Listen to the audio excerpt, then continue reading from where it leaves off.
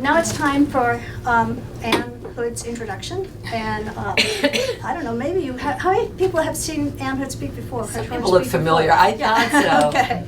Well, she grew up and currently lives in Rhode Island, and she studied English at the University of Rhode Island, and upon graduation left to become a TWA flight attendant, so she could have adventures and see the world. And what a way to collect stories. She's been published in numerous newspapers and periodicals, including the Paris Review, Bon Appetit, the Atlantic Monthly, Real Simple. She's won lots of prizes, including the Pushcart and the Best American Food Writing, and awards like the Boston Public Library Literary Light Award, which is hard to say. Prior to this book, she has written a very heartfelt memoir, 5 well-received novels, 1 collection of short stories that Penny was raving about earlier this evening, and has edited 2 fascinating books of writers writing on knitting. In addition, she's published a series of historical novels for middle grade readers. But tonight we're celebrating the publication of her 6th novel, The Book That Matters Most, and a reviewer in Book Page called it, quote, an engrossing tale that reminds us of the power of the written word to comfort the soul. I thought that was very well put. So, I'll be welcoming you. Thank you, Liza. Thanks, everybody. You know, who wouldn't want to be a flight attendant? When I read this book in 7th grade, it was called How to Become an Airline Stewardess. And the first line was, would you like a boyfriend in every city in the world? Yeah. So, you know, I had my reasons. I did want to be a writer and gather stories, but I had other motives. I just want to say, I don't know, maybe you've seen Knitting Yarns, which came out. We've got that. Yeah, came out a year or 2 ago, and some of you maybe read it. This is the 2nd version. I didn't think I could get better writers. They're not better. I mean, more interesting writers, but I cannot tell you, I was so delighted. I just have to tell you some of the people who are in here, you knitters, and I see you out there. Laura Lippman, Stuart Onan, Steve Allman, Danny Shapiro, Bill Rohrbach, Lily King, Kathy Hanauer. I mean, it's another great collection. And this time we have, I almost said recipes, patterns from knitting stores around the country. They donated them, which was so nice. So if you haven't seen this one yet, you know, maybe you know Knitting Yarns, but this is the new one, Knitting Pearls. So I'm going to give a short reading so you hear kind of the voice of the book that matters most. Briefly, it's about a woman. I think of it as her coming of age story, even though she's a middle-aged woman. She's been married for 25 years.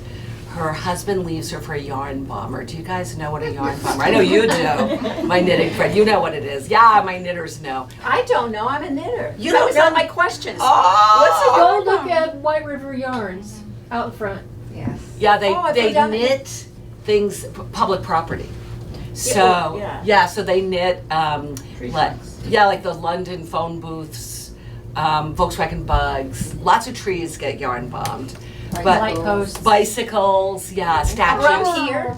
Everywhere. White River Everywhere. Yarns. This is the only place I've seen around Lebanon here. Green has Yeah. some Oh, trees. yes. Yeah, everywhere. Oh. It's actually quite beautiful. Is But it around solar? it's around I them. wondered about that. Yeah, it's around They them. cover objects in. Yeah. Oh, they Yeah. slip Yeah. in, don't Yeah. they? Yeah, so I read an interview with a yarn bomber, and she said, you have to know this for the part I'm going to read, this is what I'm telling you, but she said, she was asked, what is yarn bombing? And she said, we take things that aren't ours. So when I needed a husband stealer, I thought a yarn bomber. She takes things that aren't hers, you know. So her husband has left her for a yarn bomber after 25 years of marriage. And now Ava is a confident person. She teaches French at a university. She's raised 2 kids. But without her husband, she's feeling a little bit at sea, like she realizes how much of a couple she was. So that's why I think it's her coming of age story. She's learning anew who she is at this point in her life and how to go forward.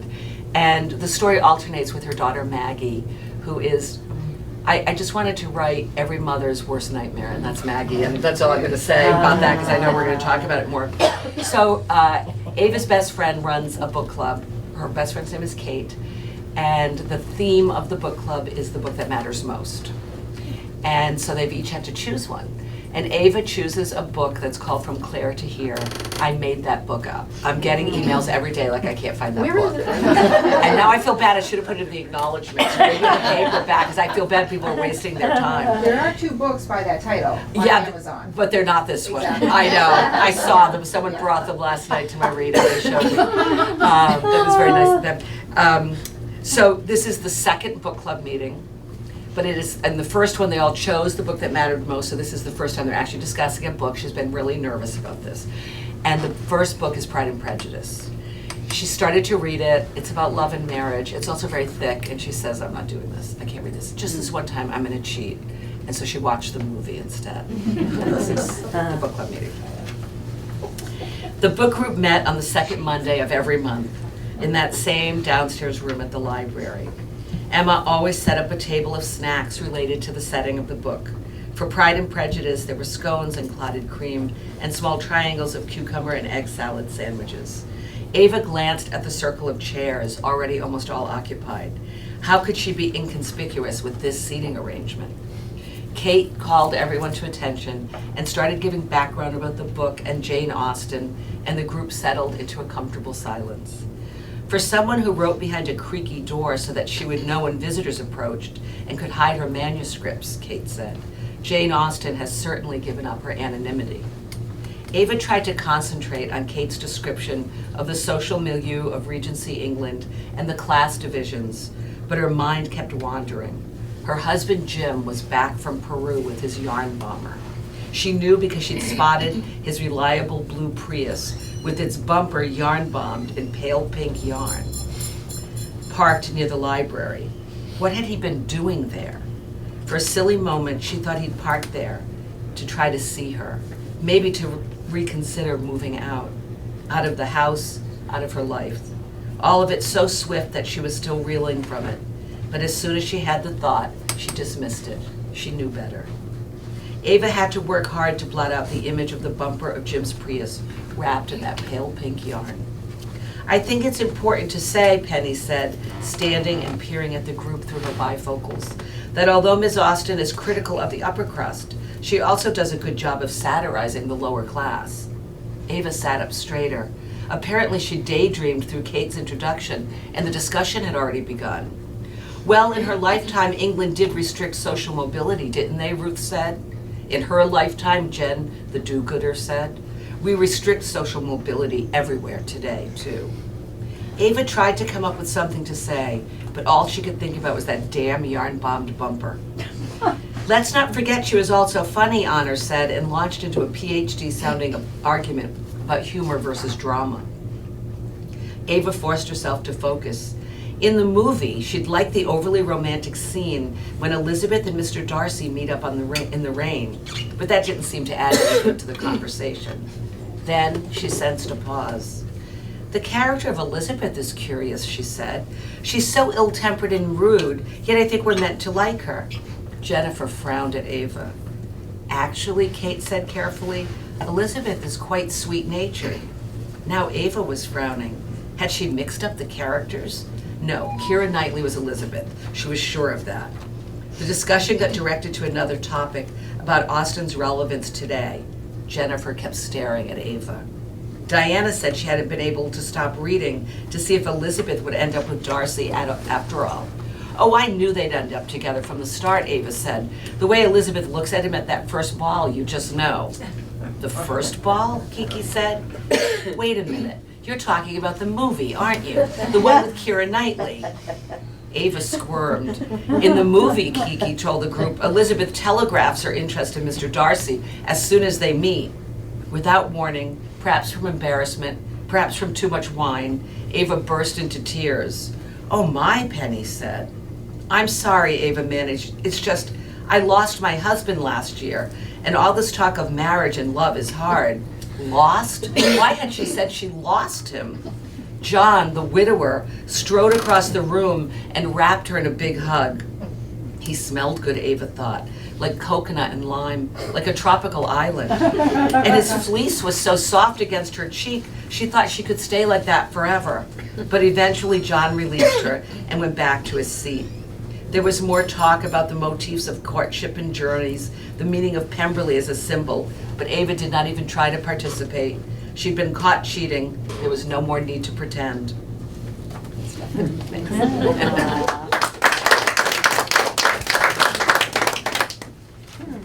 Okay. So we've already talked about the yarn bomb. The yarn bombers. I love my knitters, by the way. I love seeing you guys. And I love That's seeing beautiful you. yarn. Yeah, it's gorgeous. Yeah, yeah. Penny was giving me the look at that yarn. I don't know how many of you have read the book, but if any of you have read the book, don't give anything away in your questions, because there's a lot that goes on in this novel, and we don't want anybody, what? Oh, be careful.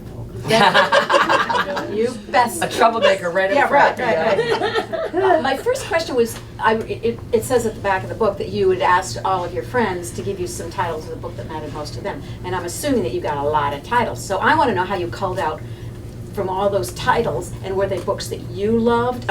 Just tell us about that.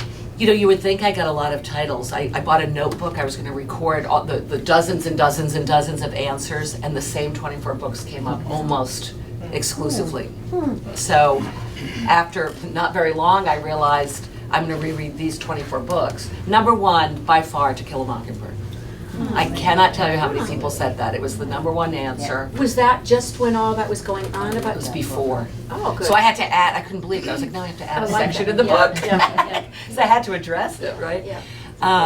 So the same 24 books came up over and over, and there were outliers. Like, you know, it was interesting. A lot of people said The Curious Incident of the Dog in the Nighttime. I know, isn't that funny? I mean, such a contemporary book. Gone with the Wind was big. Rebecca. Oh. Yeah, interesting, you know, it just, so I took the top 24 and I reread them. And then I chose the ones that best reflected the theme and the plot, what Ava was kind of going through, so that I could structure. Then I organized them sort of as she developed and the story developed. It was very scientific. Any men? Did any men help give you titles? Yeah, well, men, the ones that are in here were men and women. Yeah, so The Great Gatsby was very high up on people's list. Slaughterhouse-Five. Oh, yeah. Two books by Milan Kundera that surprised me too. The Unbearable Lightness of Being and The Book of Laughter and Forgetting were both up at the top. I was just happy no one said Moby Dick because I did not want to reread that. I said this at a talk in Atlanta. My friend was there, and she was so mad at me. She said, "That's my favorite book." I said, "That's your favorite book. I don't like that book." But I would have read it. I reread Anna Karenina. I reread 100 Years of Solitude, and I have to tell you, it was wonderful revisiting these books. Were there any you hadn't read? No. I've read everything. No, I'm kidding. No, they were the books that really you would imagine shaped us as readers. And what was lovely is so many people, when they answered, whichever book they said, they would then say, that's the book that turned me into a reader. And I loved that. I just got teary. Because, of course, that mattered most. Yeah. Did you come away after rereading them with a favorite or a couple of Well, them? I would have Or a picked- change of something you would have thought? That's interesting. Like, I reread some of the ones that I reread, like Rebecca. I mean, I thought, yeah, it's good, but I don't get the impact it had for so many people. I mean, that was such a funny one to me. I would have picked The Great Gatsby if I was forced to pick just one book, and I had to put it in there. It was one of the top books. I just fell in love with it again. I can't, you know, it didn't surprise me or change. The last sentence in that book, the last sentences of that book, just, I'm weeping. But I'm also a person who paid an awful lot of money to go to the Public Theater in New York to watch that theater group read the whole novel. It took 9 hours. You got 2 breaks. It was like being a prisoner of war. You got 2 breaks. That's it. Ran out, got coffee or something, and it was amazing. So I love that book. You know. I was interested that A Tree Grows in Brooklyn. I love that book, but I just wouldn't have expected it, I don't think. to That have was come a up like that. surprise to Yeah. me. And I've been talking to a lot of book clubs, and you know, they all tell me the book that mattered most to them, and A Tree Grows in Brooklyn is even more popular than my survey, which was, you know, very unscientific, but everybody says it. Isn't that funny? Yeah. Huh. Yeah. So, along the lines of the daughter, there's so many plot lines. So how did that happen? I mean, do you plot this all out yourself, or does it, you think, okay, I'm at the book club, and then I'm gonna have the daughter, but then, how does all that happen? And you're this blonde, beautiful hair. This is the hardest question to answer because when I start a novel, good one. When I start a novel, I so know the entire story, I understand the plot. I cannot describe it, I cannot articulate it even to myself. It's I don't know what, an abstract thing in my brain. And in order to get money for the book, I have to describe this thing, this amoeba, to my editor. And she's looking at me like this. What? Like, that doesn't make sense. And over time, we've worked together for a lot of books. She'll say, I know it's gonna come together. I just don't get what you're talking about. But I have to say it. I have to be able to put words to it. That helps me start to write. This forced talking about something that I don't have words for. So yes, I knew the whole thing, but I couldn't have told you the whole thing. I just knew it. And there is discovery as you write. For example, this manuscript was 720 pages. I cut it in half. I deleted an entire character. Oh, I can't ask you who it is because he's not there, or she's not there. He is there, sort of. It was the son. It was Ada's son. Oh. He had his own chapters. I cut maybe 80 pages. I know. I liked him. I loved Well, I him. liked what I saw of him. Maybe you wouldn't have liked him if I'd kept him in. I don't know. I gave it to my friend to read. She's one of my early readers. You know, she's such a good reader. She's not a writer, which is good. And she says, she leans over at breakfast, says, this is your best book. You gotta get rid of Will. And I said to myself, she's so wrong, but I don't want, you know, she was so nice to read it. She said it's my best book, so I like her a lot today, you know. I said, oh, well, thanks, Sharon, I'll think about that. Handed in, first note from my editor, get rid of Will. He's so boring. I wanted him in because I wanted the reader to know that this was a nice family, a normal family, that any family can have this daughter. Yeah, that it wasn't that they were more dysfunctional than anyone else or had done anything wrong, that they had this other kid who was great. And that was, I thought I needed that balance. So you do know that, and he's a good kid, he's saving gorillas, but. No, but, and that did come across. Yeah. That it was, that. Less is more sometimes. Well, but also that, you know, we all have kids that don't do everything most of us, at least me. Yeah.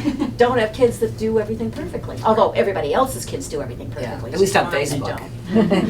Yeah, right. So what about the daughter? You want to talk a little bit about it? Yeah, so Maggie has always been that kid who gets into trouble.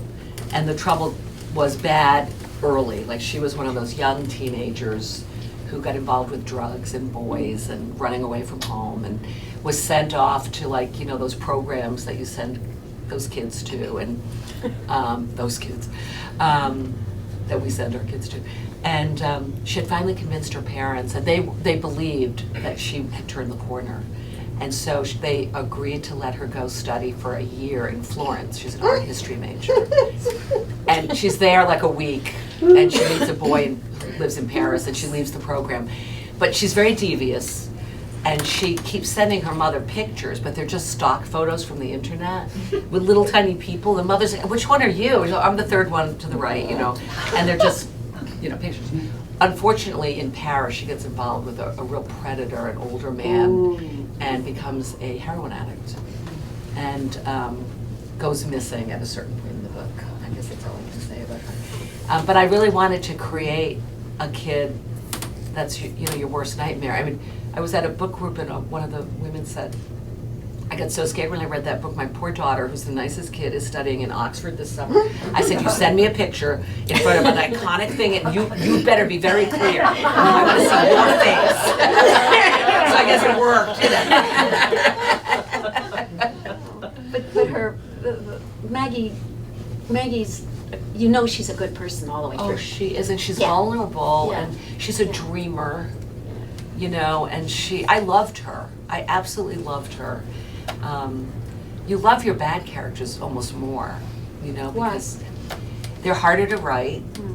You know, like a middle-aged woman no offense to many of us in this room, it's not that hard to write. You know, as someone who's kind of brokenhearted and struggling to do that, that's interesting, but the complexity isn't like a kid with layers of problems, bad choices, a good heart. You know, all the contradictions are harder to pull off. Yeah. But we root for her. About 120 pages cut were Maggie chapters where it got much worse for her in Paris. I'm glad it didn't get, thank you. My editor begged me. She said people can't take it. Yeah, it was so disturbing. So imagine it worse. Guns were involved. I didn't want to. It's interesting, because I've had people talk about other books that were so, some parts were so disturbing that they weren't able to let them go and concentrate on the other stuff. Yes, So that's right. got to be a really hard line when you're writing to know how far you can go. Yeah, because you don't know when the reader, when it's going to click for the reader, you know? And Yeah. I really did overkill on Maggie. First of all, I loved writing her chapters so much. And so what I did was there was a lot of false, I'm done with it, I'm going to kick this habit, you know?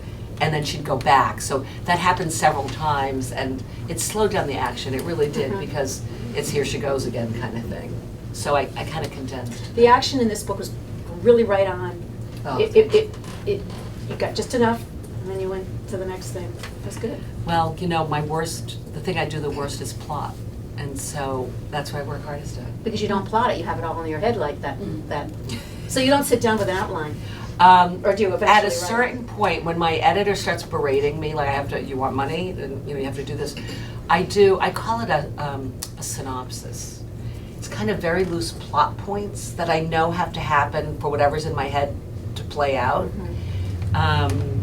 And I move them around as I write it, and sometimes I get rid of some. So there's discovery when I write. Like, even though I know the story, there's still discovery. I realize, oh, Maggie could do this. Or I could have this happen in a more interesting way. So I don't know, I feel like in a way I'm a toddler or maybe a puppy. And you know, if you just let me run around, I'm gonna stick forks in the electrical sockets and fall down the stairs. But if I have this sort of boundaries, A little cage. my plot points and my characters, I have much more fun, like creative fun with them, interesting. knowing more about them than less about them. That's interesting.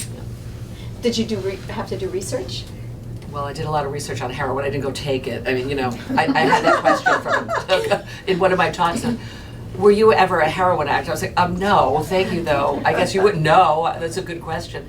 I wanted, you know, I think with fiction writing, you have to get down to past like the props, to the emotional truth of the character's issue. And I think addiction, you keep peeling it away, and there's a commonality, whether it's alcohol or drugs or food or all the things that we get addicted to or have these bad relationships with. And then I chose heroin because it's an epidemic. You know, everywhere I go, people are telling me that. And so, but it was being able to find the personality of someone who would take that, who would become addicted like that. So that was a lot of research. How did you do that? I reread one of my favorite memoirs, which is Drinking a Love Story. Oh, yeah. And it reminded me of a yeah. lot of the, yeah. And read just a lot of articles about it, and it's in the newspaper all the time, you know. And then I watched, it's terrible, this is why you have to not let your kids have access to the computer. I watched people shooting up on YouTube. Really? And then they talk about it, what it felt like. It was horrible. Why is that? That was hard to get out of my brain, but it informed that euphoria that they say they feel. I know. What about Paris? Do you know Paris well? Because boy, I had a good time in Paris. I was in Paris for a month when I was writing this. Really? Not as research. Like, I rented an apartment. That's the apartment. That's the street. You know, that's how you get to the Pompidou Center from there. It's all that my neighborhood where I was for a month when I was writing it. So you didn't go there to get research. You No. just went there for the. To be in Paris, who doesn't want to do that? Yeah. Yeah, and originally in draft, you know, up until draft like 11, Maggie stayed in Florence. all her stuff happened in Florence, and that's what I mean about discovery. Then I was in this apartment in Paris, and you see in certain neighborhoods kids who look like they're in trouble. And I thought, it would be much more interesting if Maggie's in Paris, but no one knows except the reader and Maggie. So I'll use this apartment and I'll use this street, and then it was an inspiration. Are you working on something next? I am. I know you won't talk about it really, but. Yeah, so I actually, as a friend of mine said today, you can slow down a little. You don't have to write 3 books. I actually have, I'm writing 3 books. It's weird, but 2 nonfiction books that sort of happened organically. One is coming out with the paperback of this. I grew up in a small town in Rhode Island, very economically depressed, and we didn't have a library. And there were 350 kids in my graduating class, and only 15 of us went to high school, to college. So the guidance counselors let the 15 of us kind of run around free. We had no supervision. We were good kids. I mean, one year they didn't have an English teacher, so they said, make a reading list. And we picked our own books. Wow. I mean, it was a pretty bad town, And the guidance counselors were busy. They were homeless kids. They were drug addicted kids. They were pregnant teenagers. So they had their hands full. And so this book is about how the books I read in high school taught me what I needed to know to be an adult, because I didn't have any supervision in school. And it's been so fun to talk about revisiting books. I'm reading Rabbit Run right now. Oh, yeah. I had forgotten. I am delighting in every sentence. That book is so masterful. Yes. But I also read Marjorie Morningstar again. Yep. And Rod McEwen poetry. I've been having so much fun. Oh, really? And I'm reading them. I find, if I didn't keep it, which some I have, I find the version I read so I can have that cover and really be in that book again. So that's coming out next summer. What is it? I don't have a feel quite. It's a book about. So it's revisiting 8 novels or books that I read in high school that helped me figure out who I was. So it's growing Books up that reading. matter. The books that matter. It's called Growing Up Reading. Wow. The Bell Jar. Oh, yeah. Yeah, made me think I could be a writer. Because she wants to be a writer. I don't know. It's been so fun, and there are 8 kind of long chapters about these books. And then I have been working on for a very long time a cookbook. And so I keep doing that in bits and pieces. It's based on the Laurie Colwin book, Home Cooking, if you know that. So it's essays and recipes. So that's just slowly coming along, but it does have a due date, but I'm pretending it doesn't. And then I have a new novel that I'm just started. It's 40 pages young, and it's called The Museum of Tears. Wow, that's a great title. So how do you decide every day which? This month I'm deciding I'm finishing the one about books because it's due October 15th. So I'm focusing on Good that. thinking. But I'm having a unique opportunity. I almost said pleasure, but I don't think it's a pleasure. I'm cooking dinner for Ruth Reichel Holy cow! on November 6th. Why? Because I'm insane. So that's going to be one of my essays. So that's a food one. Okay, but wait, how did this happen? And what are you going to cook? Oh, this is so complicated. And where? Yeah, in my apartment. Yeah, she's coming to my humble abode. So, I know, is this crazy? Do you need a sous chef? Or 12? Or, let me tell you, you'll have to get in line because I've had people bet. like, I want to help. So, I started this organization in Rhode Island called Goat Hill.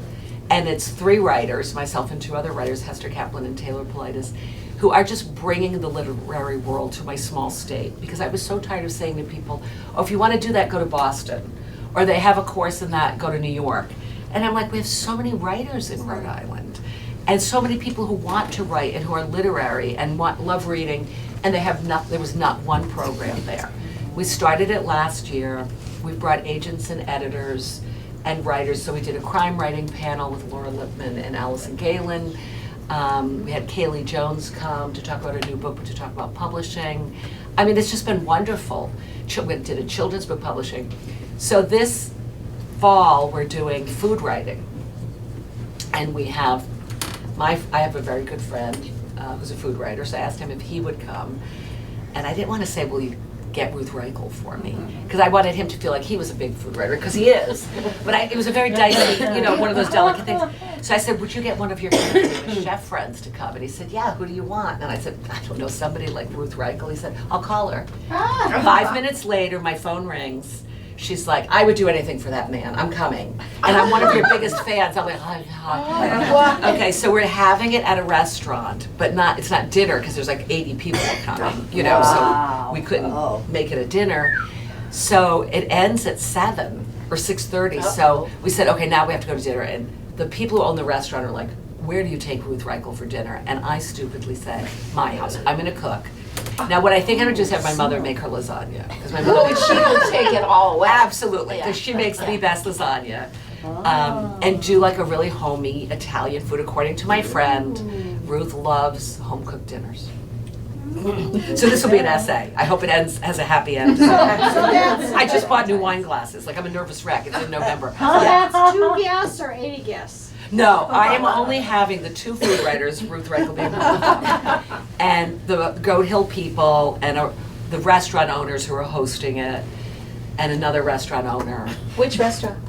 Chez Pascal, do you know that? No, well, we know Providence pretty well. I know you do. You don't know this? No, we don't know about that. Oh, well, next time it is on Hope Street. It's a young couple.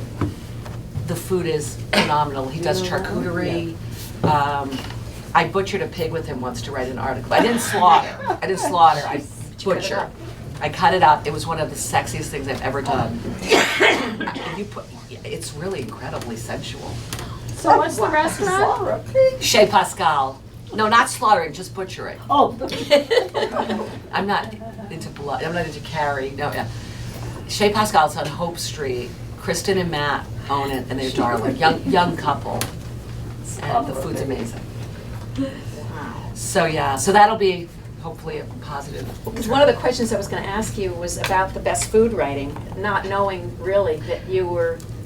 Yeah, so I write about food just as a portal into some bigger emotion, Yeah, really. And when I won the second Best American Food Writing Award, I think it was last year, my editor's like, she took me out to lunch with my agent, so I knew something was up. They never both. That's either bad news or good news.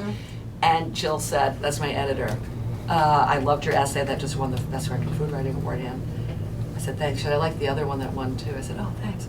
She said, if you will write a book like Home Cooking, I will give you a contract right now. Is this Norton again? Yeah. And I said, done. So she said, send me every food essay you've written. I said, I don't think I've written that many. Well, I'd written 12. I didn't even realize. It's just a way in to bigger topics. So, I only have to do, I think, 8 more, which I'm slowly doing. Ruth Reichel will be a big one. She gulped. Well, and who's the guy who got you through? Michael Ruhlman, Yeah. How do you spell that? I don't know. Ruhlman. Oh, yeah, I did know that, yeah. Okay, questions? Come on, guys. Come on, Penny had so many. You have some. Yes. So, when you said that some of when you asked for the best books, the favorite books, Yeah. they said that they made them readers, but none of those were children's books? Very few. Stuart Little was one, not Charlotte's Web, funny. I mean, this is just the most popular. The Lion and Witch in the Wardrobe, total, absolutely. Oh, yeah. Came up a lot. But I didn't want to do children's books. No. Yeah, that was my own choice, understand, yeah. I understand. And for example, many people said Night by Elie Wiesel, but I didn't want to do nonfiction. Because it just opened up a different door. I wanted to control the book club a little bit more for my fictional purposes. Plus, what kind of food would you have coupled with night? None. Yeah. How about the Diary of Anne Frank? Yep, Yeah. that came up a lot. That came up, yeah. Absolutely. Unbelievably, autobiography of Helen Keller. Mm-hmm. So many people yes. said that book. Sure. And I went to a book club the other night. It was so sweet. So they each brought in the book that mattered most to them, but they didn't tell each other what it was going to be. And at a certain point, they all brought them out. 3 of them had the autobiography of Helen Keller. 2 To Kill a Mockingbird's, Pride and Prejudice. It was unbelievable how many. And then a couple sort of, Anne of Green Gables. Yeah. I can't remember, but No, yes. Did anybody nominate anything like Great Expectations? Oh, yeah, Dickens was big. I only wanted to choose one British, one Russian, because War and Peace came up. Dickens had 2 Great Expectations and Tale of Two Cities, both. Yeah. But I decided to go with Jane Austen. Well, you were the boss. I could decide it. I love being a writer. I decided. The Sun Also Rises or anything along his? The Old Man in the Sea. The Old Man in the Sea, yeah, that's my favorite of his. Yeah. Yep, The Old Man in the Sea, it was one of the top 24. Yeah. What's the book that matters most to some of you? Have we said them? Great Has- Expectations. Great Expectations, Old Man in the Sea, yeah. Yeah. So you can see the same ones. And at first I felt a little frustrated with that because I thought, oh, my options are limited. But then I thought, this is so wonderful. Like, good literature is appreciated and loved and inspires us. And so what if it's the same 30 books or whatever? It's really kind of marvelous. And I hope that one of the things that happens when people read this book is they're inspired to reread some of the ones that the book club reads, This is kind of It's a great strange, but I concept. realize this It is. reading that. Yeah. But I'm realizing it more now. I don't go back to those books. I've got to think about this for a while.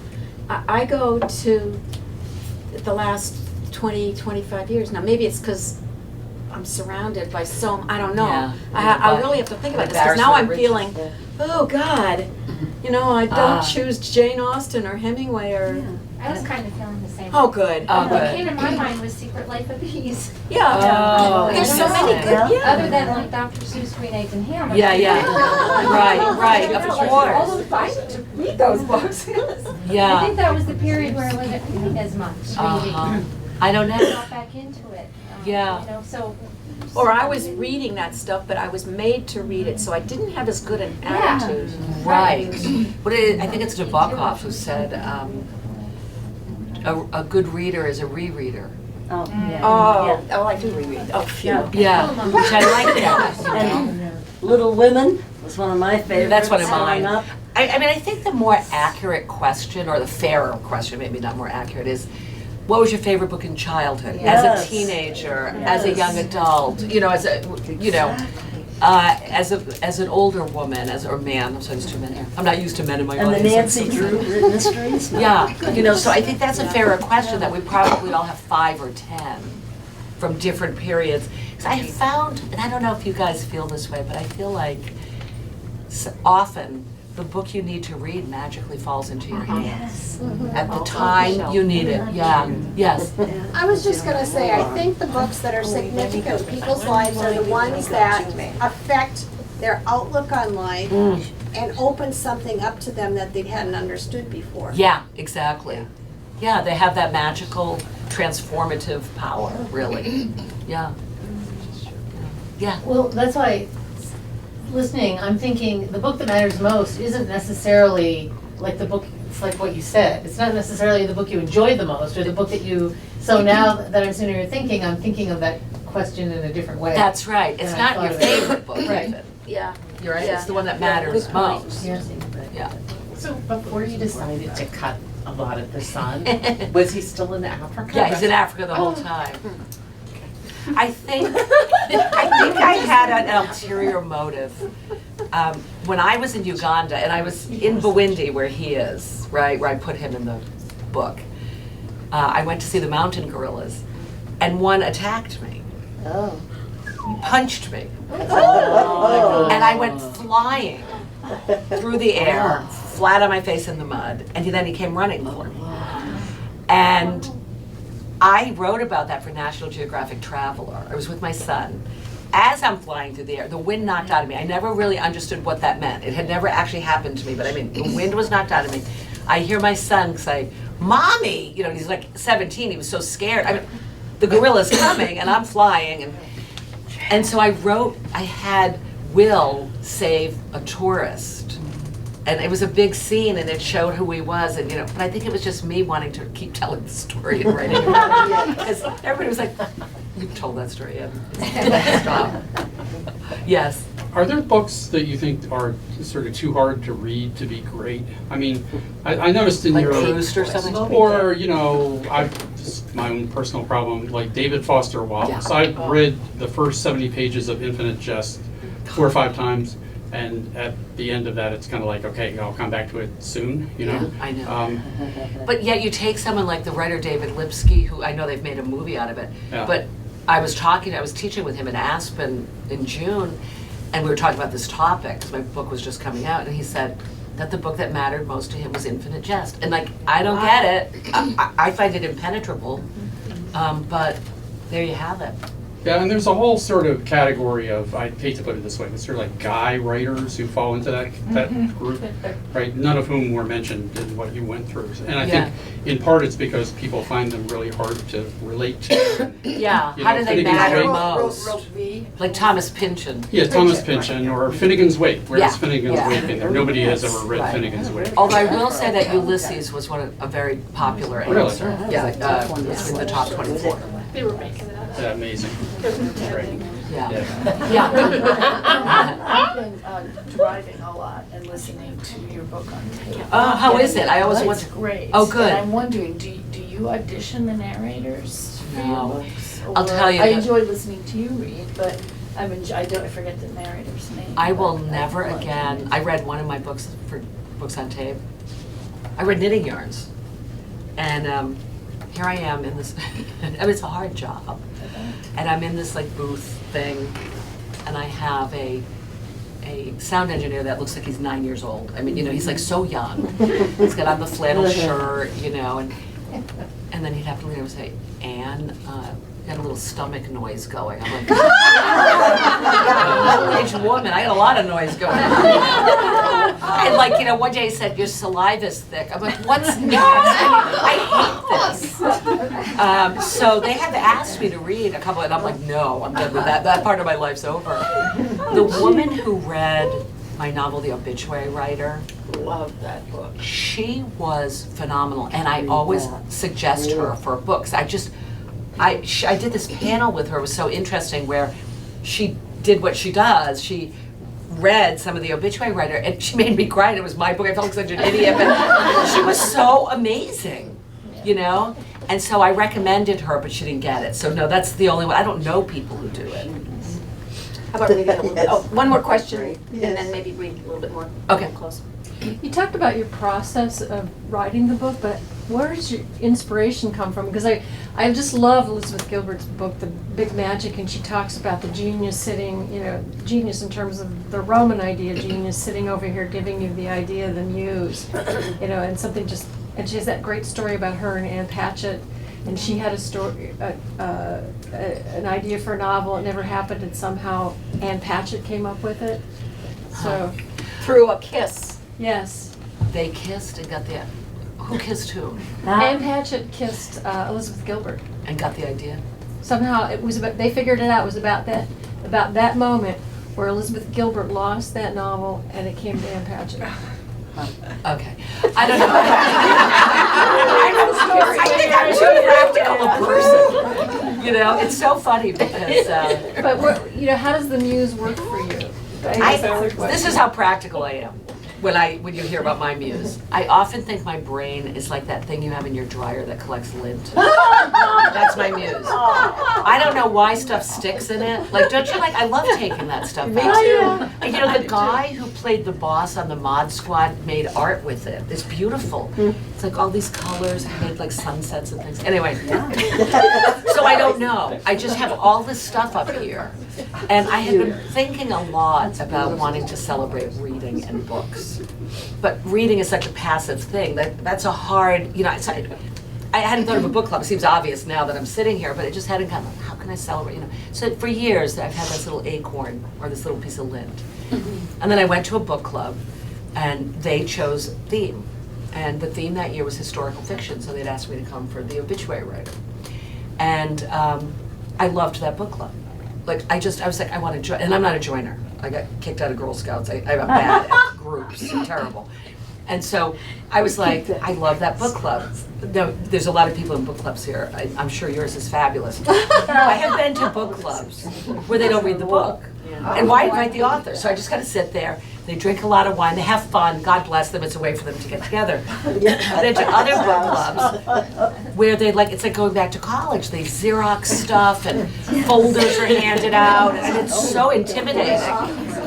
But most of them are in between, and they're wonderful. So this was this wonderful, they did have the wine and the social stuff. They did have the intellectual piece. They were great friends. They'd been meeting for 30 years. They were lovely. I stayed like for 4 hours or something. I'm driving home and I was like, God, I love that book club. And then I started thinking, it's so great how a book club can become like a community just by sharing this love of reading. And then I was like, that's how I show, boing, that's the book. That's how I write this book. So I tell this story.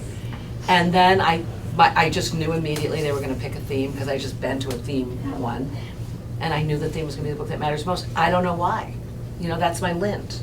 I don't know why. I mean, had someone, and I've been talking about that, so I really don't know.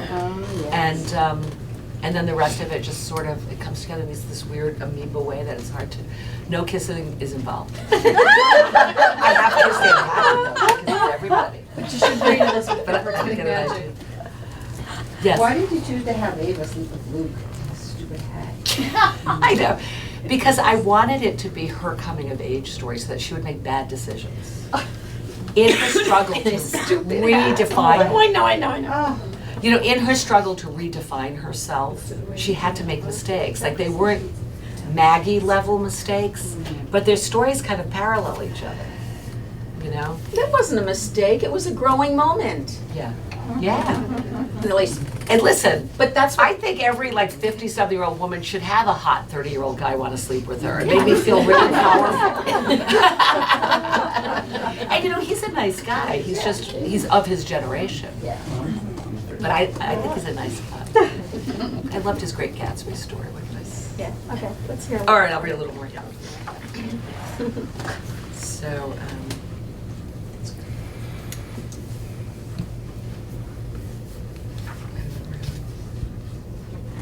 okay. So she's just been outed, as you remember.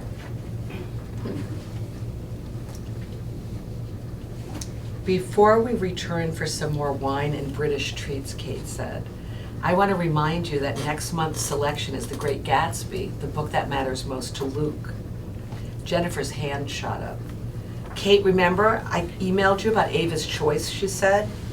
Oh, that's right, Kate said. Ava, I'm sorry, but we're having trouble finding copies of From Clare to Here. You're gonna have to choose another book.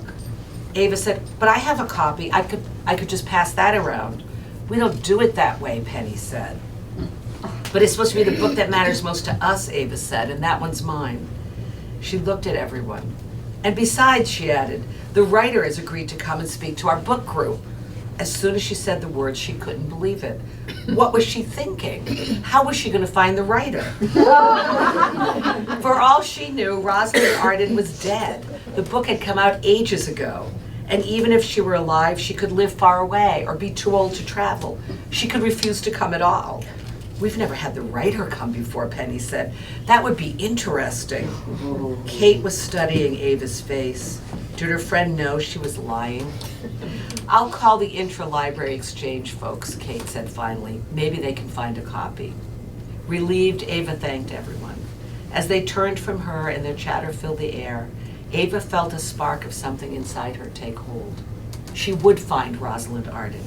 She would tell her how, as a sad little girl, she'd read From Clare to Here over and over for an entire summer. She explained to her how her sister had died on a beautiful June morning, and how her mother had spent the next year grieving until she couldn't stand it anymore and left Ava and her father. Could a writer understand how her book had saved someone long ago, when the world was a fragile, scary place, and the people she loved weren't in it anymore? Could a writer understand that her book had mattered more than anything? Ava did not know the answer, but she was going to find out. She would find Rosalind Arden, and she would tell her everything.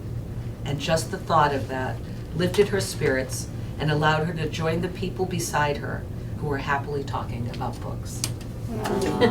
Thank you.